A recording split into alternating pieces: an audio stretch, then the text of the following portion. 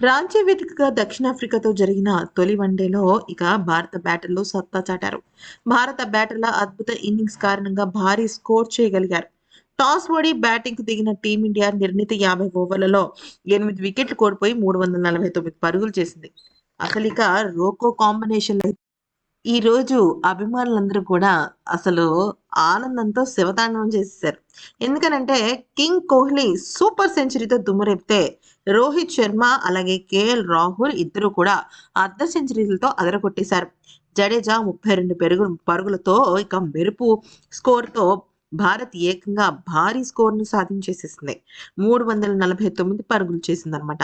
విరాట్ కోహ్లీ అయితే 120 బంతుల్లో 135 పరుగులు బాదగా, రోహిత్ శర్మ, కెప్టెన్ కేఎల్ రాహుల్ అర్ధ శతకాలు చేయడంతో టీమిండియా ఇంత అద్భుతమైన భారీ స్కోర్ చేసింది.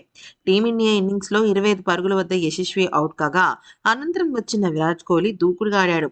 రోహిత్, విరాట్ కోహ్లీ నువ్వా నేనా అన్నట్టుగా పోరాడారు. ఇక ఈ క్రమంలో హిట్ మ్యాన్ రోహిత్ 57 పరుగుల వ్యక్తిగత స్కోర్ వద్ద అవుట్ అయ్యాడు.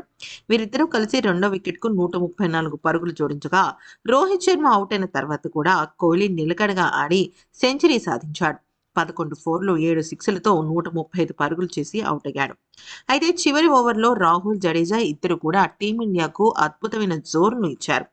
మధ్య ఓవర్లలో దక్షిణాఫ్రికా బౌలర్లు కొద్దిగా పుంజుకుని వికెట్లు తీసినప్పటికీ చివర్లో కేఎల్ రాహుల్ 60 పరుగులు, జడేజా 32 పరుగులు అందించడంతో ఇక భారత్ ఏకంగా 350 పరుగుల మార్కుకు చాలా దగ్గరగా చేరిపోయింది. దక్షిణాఫ్రికా బౌలర్లలో బర్గర్, బాట్‌మ్యాన్ 2 వికెట్లు తీయగా, మార్కో జాన్సన్ 1 వికెట్ పడగొట్టాడు.